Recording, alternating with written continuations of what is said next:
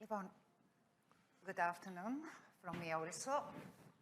I would like to thank the organizers and congratulate GFCC, of course, Delphi Economic Forum, and Mr. Tsomokos, and Compete Greece.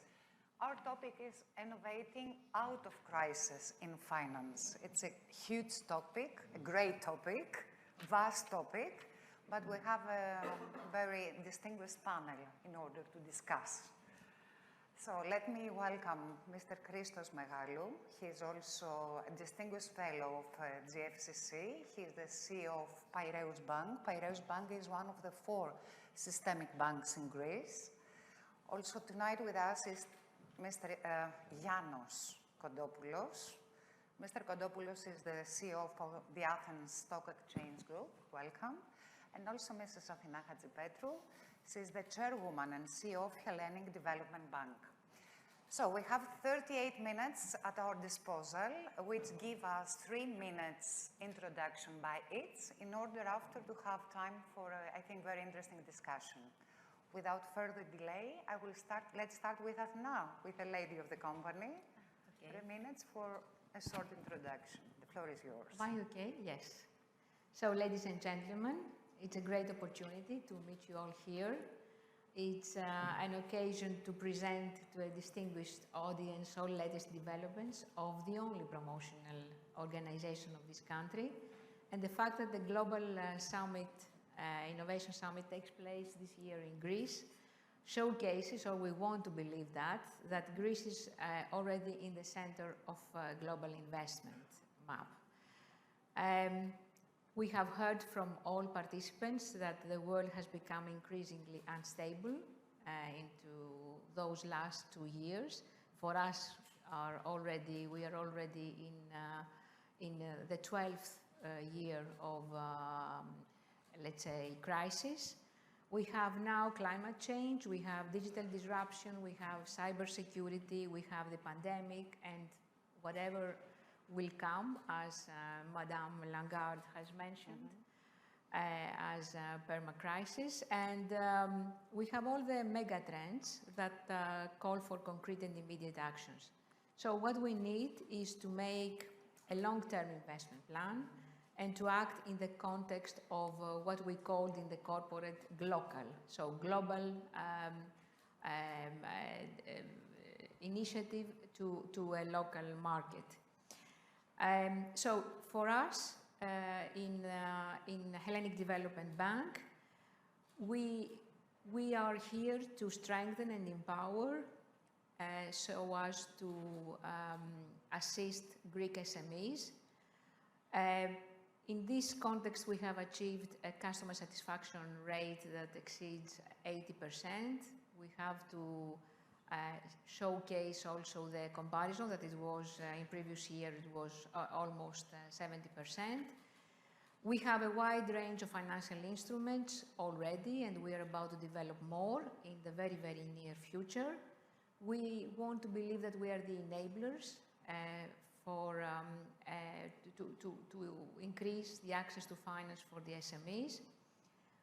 Beyond financial engineering, we are also creating non-financial products that are now represented in our platforms as the Inno Agora, as Know Your Customer, the ESG tracker that Piraeus Bank is testing now, and we are continuing with Funding Wizard, etc.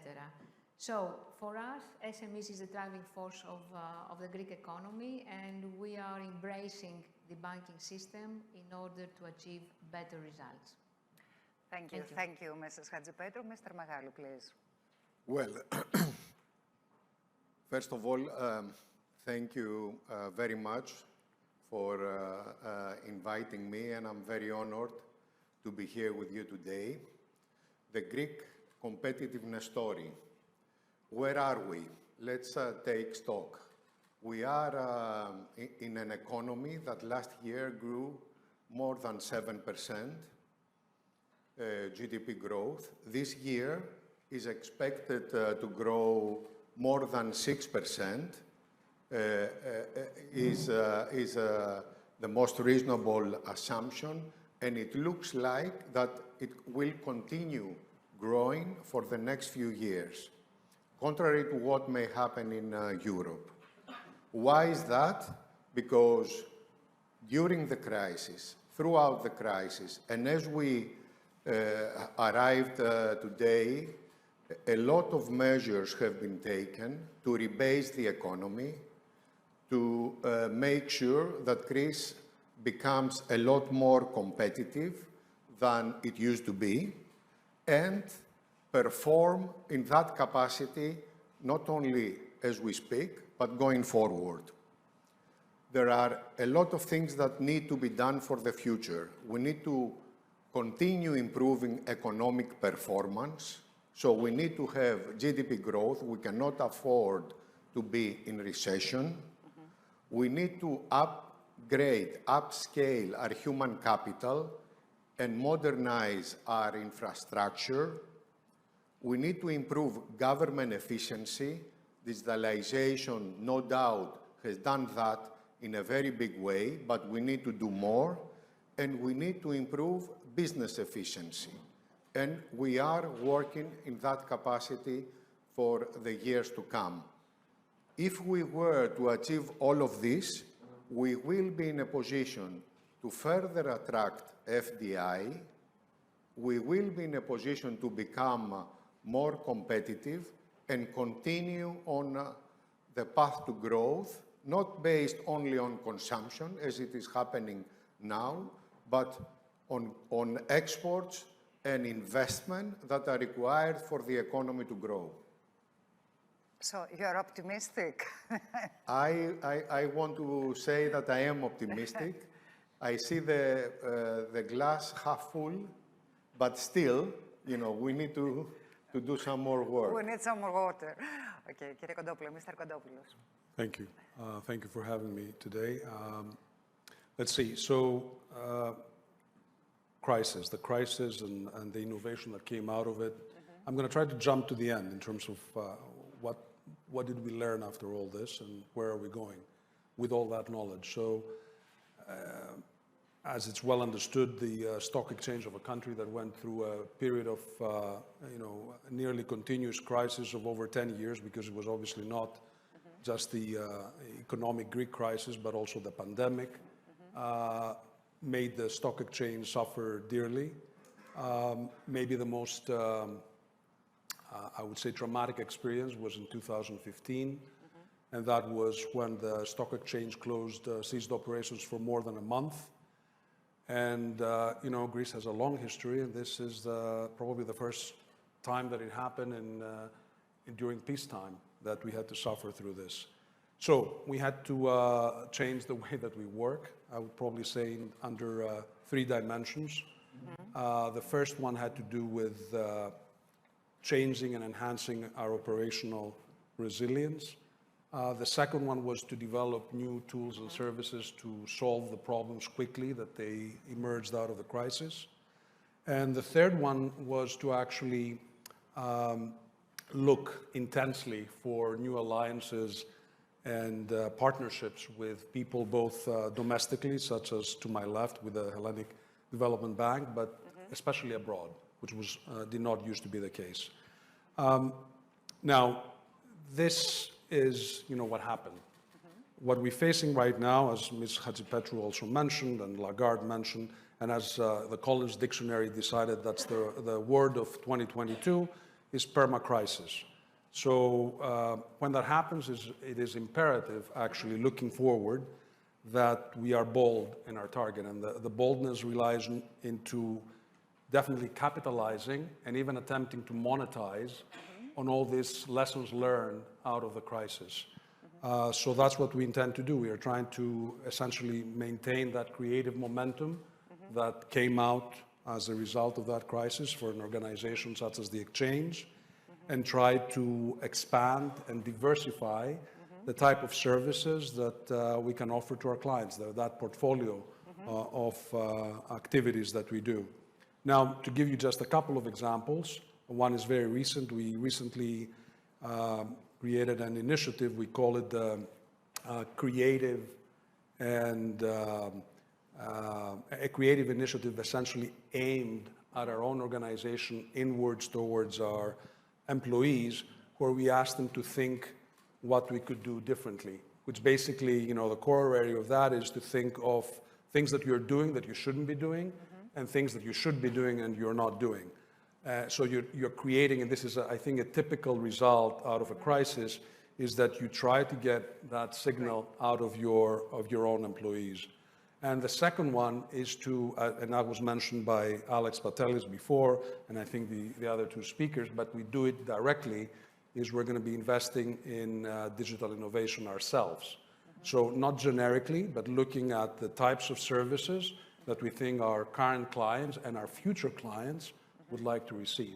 Okay. So that's another component here. That's with respect to, you know, changing the way that you work, but also we become more extrovert. And that extroversion, what you want to do is, now looking forward, you want to build those alliances. In which way? You need to, for example, look for one part of the solution that we're exploring is effectively dual listings. And those dual listings means that we need to cooperate with particular exchanges that have expertise that we don't have. And then for other exchanges to offer the types of skills and services that we built during the crisis. So let me just pause here because I think I ran out of time, and I won't mention the other couple of things. Maybe on the Q&A we can cover them. Okay, Mr. Megalou, let's try to describe the big picture. According to your opinion, how has Greece navigated the financial crisis? Well, the one thing that is fair to say about the decade-long Greek crisis was that it was a very complex and multifaceted phenomenon. What started as a sovereign debt crisis morphed into a financial sector and banking crisis, and in the later stages of the crisis was even existential about the Greek society and Greek economy as a whole. Only at that point in time we were able to constructively face all the reasons why the crisis happened and actually move on to the next level. And if you think about it also for the banks, what was the various crises that we had to face? Number one, we had the PSI of 2011 and 12. Number two, we have the deposit flight out of the banks in 2012 and 2015. We had the peak of the NPLs to 55% of the balance sheets of the banks on average. And of course, we were out of the financing of the normal ECB lines and in need of capital. All of this needed the attention of the institutions, and with the help of European Union, the HFSF, we were able, through multiple capital injections, to actually avoid what was going to be the real devastating crisis for Greece and the banks, to have a haircut in our deposits. So it wasn't an easy way out, but through structural reforms and actually rebasing the economy, i.e. through this internal devaluation that created the GDP drop of 25%, we started being a lot more competitive, and the story started to grow out of that. So a very difficult few years of economic reform that resulted in actually increased competitiveness and structural reforms that allowed for the economy to grow to the levels that I was describing in 21 and 22. Thank you. Okay, to Mrs. Hadjipetrou, your bank during the pandemic showed a dynamic, let's say, great dynamic during the pandemic. Could you tell us what exactly and how you have helped the Greek financial environment? First of all, it is the job that's the main, let's say, role of the development bank, is to work counter-cycle. That's our job. The truth is, and I will steal it from Monsieur Macron, although we believe that we have been through a very severe and sharp transformation, I will call it more of a metamorphose.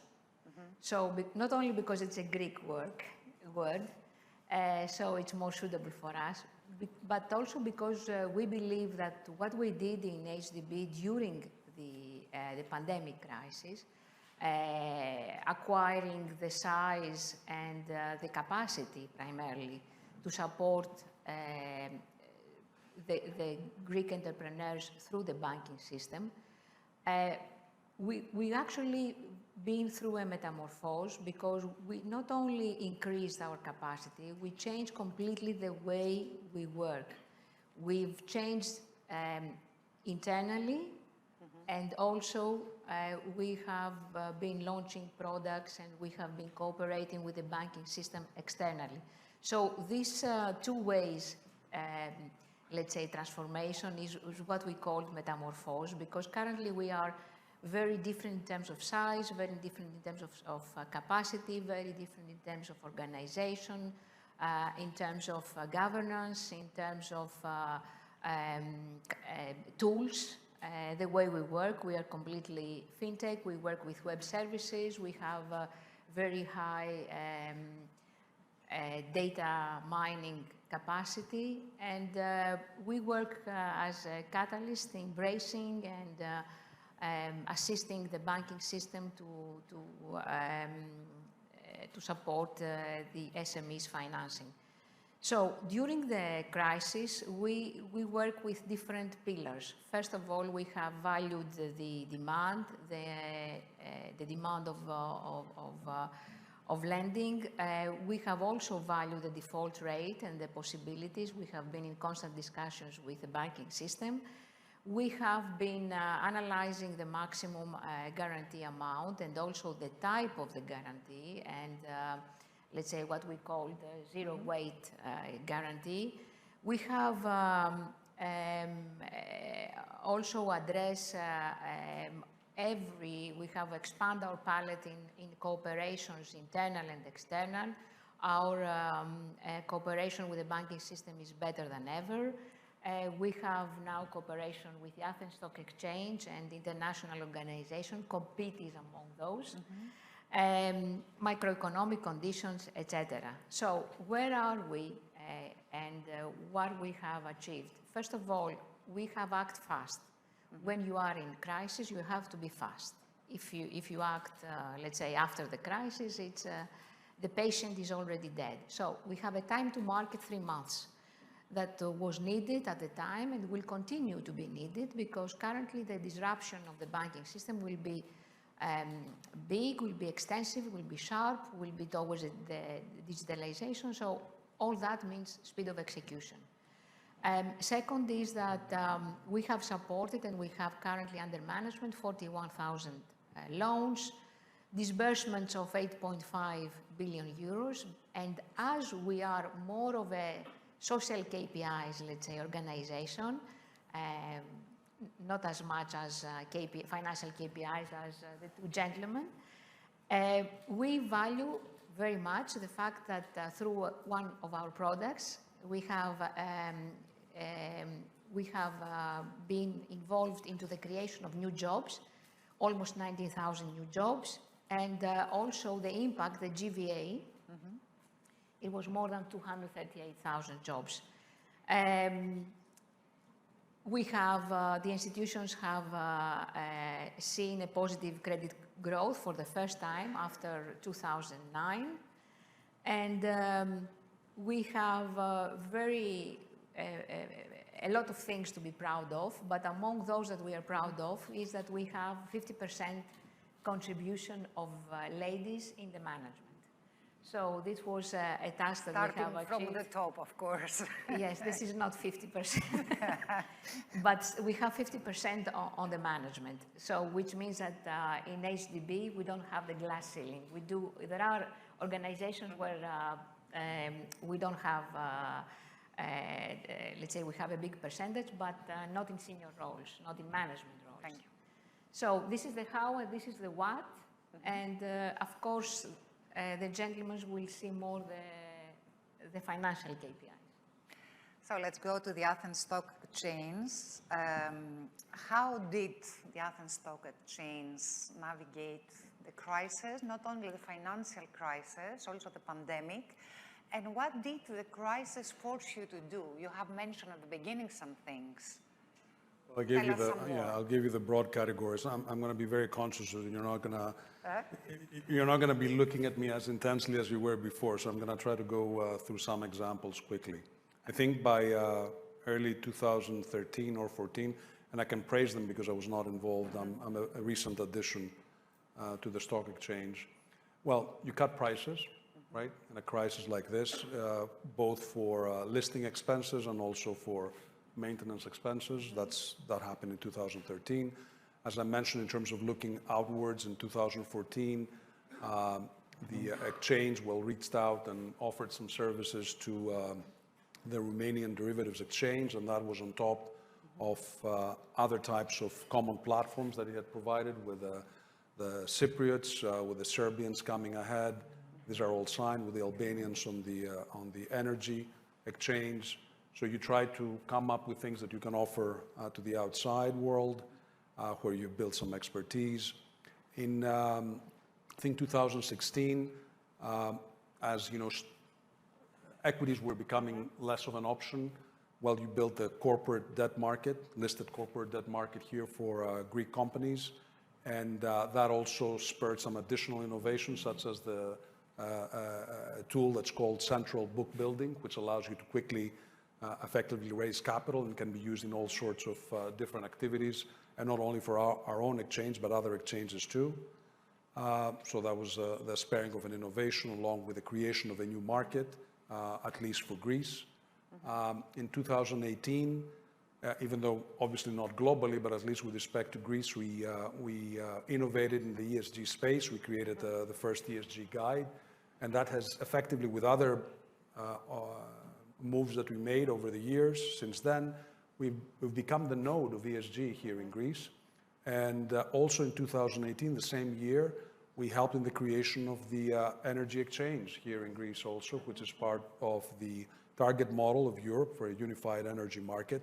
That's a lot of innovation under a lot of pressure, a lot of time pressure. And then when we jump to the pandemic crisis, a couple of examples, before you lean more forward to me, I'm going to say that I think stick out. One is basically ensuring that you have that. You described me as a Helga. Well, you put me next to you. I was hoping I would be further out and I could talk for a long, long time, but I don't think I can do that. Yes, she can reach out. So, well, it's the connection, making sure that remote connectivity with even the smaller members would happen at a very, very speedy process, right as the crisis essentially engulfed you with the pandemic, creating a lot of uncertainty at that time. That worked extremely quickly, I would say, even compared to any other international institution involved in the exchange business. And another interesting example was the AXIA shareholders meeting, which was the ability to hold general assemblies remotely and effectively, because there's a lot of safety issues involved, obviously. In general assemblies, a lot of important issues being decided, and doing this well and quickly. I think there were about 90 general assemblies that were held just the first year in 2020, because that was the beginning of the season. It's usually Q2 and Q3. All of these are examples of what you had to do, and do it well and do it quickly. And then, as I said before, now the question is, how do you build on all this? Which, you know, I'm not going to say anything more, at least at this stage. Okay, Mr. Megalou, you mentioned earlier that you're optimistic about the future. And I would like to ask you, what lessons have you learned during the crisis as bank, as a senior manager, which are, let's say, the do's or the do-nots? And which are your next steps? Well, let's say that Greece as a country has learned some very, very important lessons. and of course, you know, then organizations and people like us, banks, I'm sure follow. Number one, you know, we had a very big public sector. So obviously, one of the lessons for the future is we should try and have a public sector that is commensurate to the size of the country. Number two, the social security system was very generous. And there has been quite a lot of rebasing on the social security side. And that was something that has created competitiveness at the end of the day. Tax evasion, which has been addressed, is an area where we have made strong inroads in addressing, and that's a useful lesson for the future. This whole lack of competitiveness had to be addressed through structural reforms, and I'll say two things. And finally, public and private debt ballooned during before the crisis and ended up where we were with the need for PSI and so on. How did we address that? And this is a lesson for all of us. Fiscal discipline, number one, and improving competitiveness, number two, and most important. Now, to improve competitiveness, we had to do a huge internal devaluation. And this is what we did also in Piraeus Bank. Addressing the issue, we actually reduced the bank to a very big extent. We had 54 of the bank being in non-performing loans of the balance sheet. We now, through all sorts of techniques, sales and securitizations, have only 7% of our balance sheet in non-performing loans. We had 18,000 employees back in 2017 at you know, like almost the crisis. We now have 8,000, 10,000 employees less. We had 1,400 branches. We now have 400 branches. So significant restructuring, significant downsizing, but at the same time, becoming more profitable, more competitive, to a degree that we will be producing 500 million after-tax profits this year. This whole was possible through a combination of focused internal devaluation, if you can think about it that way, at the one hand, but not losing your top-line efficiency and your top-line reach to your customers and your market. Thank you. The same question to you, Mrs. Hadjipetrou, about lessons learned and what is coming next. I think we have quite similar things I would like to add. Yes, in Greece we have reduced public sector, but we have not reduced the dependency of the private sector from the public sector. So this is a reform that we need to address, and we need to continue, and we need to improve the pace towards this direction, because it's also very important. And when it comes to the general framework, what we have seen is that actually we have a different type of capitalism. We have the capitalism of stakeholders. We have a capitalism where if our vendor or our customer has a problem, we also have a problem. So we have seen in a very, in a sound way, that there is no, there is nothing local. Everything is international. Everything is dependent. What we need to do in HDB, we want to support this economic transformation, metamorphose, not only on the last mile of funding, but also on the first mile, that is innovation of on doing business. This is needed.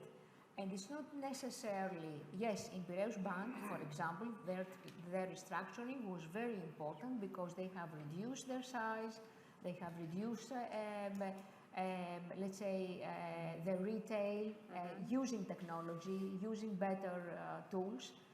In our case, we had a size of 35 employees, generating 2 million EBIT in 2019. And by changing completely, by metamorphosing, let's say, HDB, we are now 130 employees. We took some from the banking system. And we have an EBIT of 50 million. Still, we are 1/10 or even less. But for us, what we see is the opportunity for a scale-up, for cooperation, for project financing, for increasing and teaching, not only financing the SMEs, but also providing innovative tools in order to educate SMEs, in order to convince SMEs towards openness, towards sharing, towards internationalization, towards a more corporate profile. And in that sense, we continue our own journey and our own metamorphosis. The same question to you, and lessons learned, and at the end of the day, how can we have in Greece, let's say, a strong, and let me add, healthy stock exchange? Good, if I had that answer, right? Well, look, lessons learned, I think I talked about those 3 dimensions, but I think it's contextualizing those 3 dimensions. I want us to make money out of what we learn. That's the simple message. But by the same token, if indeed, and I'll take it as a given that we are, let's say, in a perma-crisis, that's a state of mind, by the way. We've been throughout perma-crisis for the eternity of history. We just didn't realize it, or we realize it every so often. But we are, let's say, on a perma-crisis. Great. What does this mean? It means that time shrinks. Future is here, which means what? Not that you are not going to have troubles every other day, but once you solve one, if we solve, to a large extent, the Greek crisis, we need to bank on it as quickly as possible. We should not hesitate and say, well, this is happening in Ukraine, this is happening with inflation. No. What have we gained out of the Greek crisis? Where are we right now? Why do we have an advantage that other countries don't have? Why do we have an advantage as a stock exchange that other stock exchanges don't have? Go out and rebrand. Rebrand means, just look outside, as I mentioned before, alliances, but also look outside of the usual places, outside of the usual neighborhoods, and rebrand capital markets, and that will help you rebrand the economic recovery too, and create a multiplier effect. That's, I think, what the lesson learned is a situation like this one, and that's what we intend to do. Some examples too that we have a strategy along those ways, but I don't think I have a strategy for the time left for me to go over it. So up to you what else you want to discuss. But for me, that's the main lesson learned. Yeah. Thank you. Thank you very much for your answer. We have only 6 minutes left, which means we don't have time for a proper question. I suggest I give you 2 minutes each in order to answer, let's say, with some words to this topic, Greek Competitiveness Story. Where do we stand now, Mr. Megalou? Well, I will start by being optimistic. If we look at the various fora that are measuring competitiveness, and one thing that comes in mind is the Institute of Management Development out of Switzerland. Greece, the last few years, have climbed in the competitiveness ranking almost 11 places. In the total countries of 66, we went from 56 to 45. That says it all. We made a lot of progress, but we need to make a lot more to be in the top 10 or in the top 20 or even in the top 30. So there's a lot of things to be done, and all of them are being kind of addressed as we speak. We are in the right direction. So we need to improve our economic performance. We need to improve our human capital and infrastructure. We need to increase efficiency in government, and we need to increase business efficiency. And if we do all of this, then we will be in a position to attract more FDI, which we want. We are already attracting 6, 7, 8 billion. We need to go to double that number. We need to do more exports than the 40, 50% of GDP that we have achieved, which is important. And we need to grow without relying on consumer spending only. And that's how we will be a lot more competitive, and that's going to be the Greek competitiveness story. And in order for banks to have money to give loans with low interest rates, which is the... Λοιπόν, Mrs. Hadjipetrou. For us, innovation is very important, and we have a director that is, we have our vice president that is doing innovation internally. Why it is important? Because innovation is our word from now on, is innovative, is digital.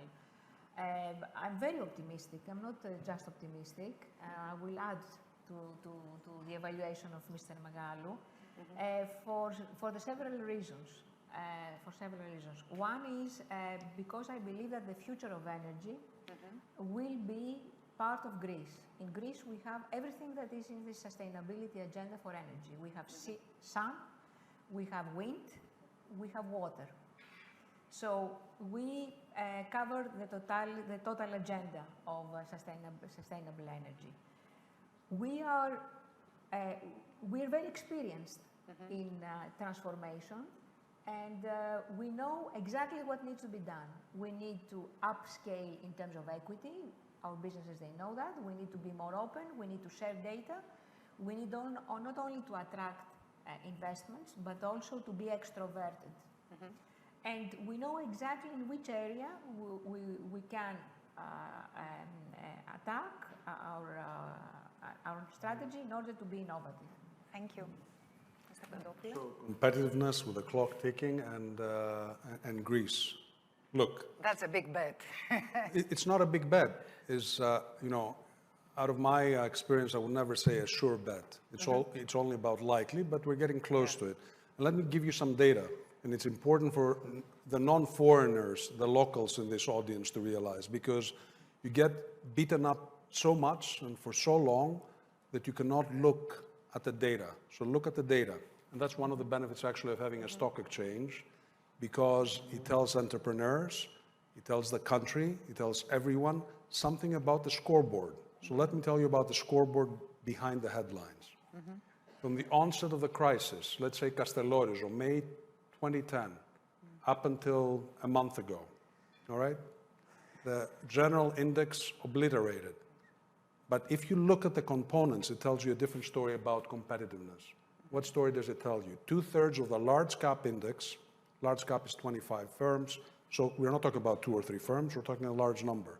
Plus the mid cap index, 2/3 of them flat in that period. That period that, as Patelli said in the previous session, 1/3 of your GDP disappeared. Mind you, GDP keeps going up. It goes with population growth. So losing 1/3 is devastating. It's Depression era US, all right? And it's not for a year, it's for 12 years. That's 2/3 of the company didn't suffer. 1/3 of those companies, large cap and mid cap, at least doubled. Some of them multiplied by 8 times. And by the way, I'm not including dividends in that calculation. Imagine the period, May 2010 up until a few months ago. These are startling statistics. It tells you that the competitiveness of a number of firms, big firms in Greece, has been stellar. And Patelis again mentioned that in the previous session too. He basically said, look, if you survive this, you're special. So imagine now what your starting point is, and even with inflation, even with not such a great cycle, Greece has the advantage, locally and internationally. So I would say competitiveness, it's a story of the past, more glory ahead. It's up for us to do it. It's up for us. I think we made the foreign delegations a little bit more aware, let's say, for the Greek story. Thank you very much, Mr. Magalou, Mrs. Hadjipetrou, Mr. Kodopoulos. Thank you. Great being done.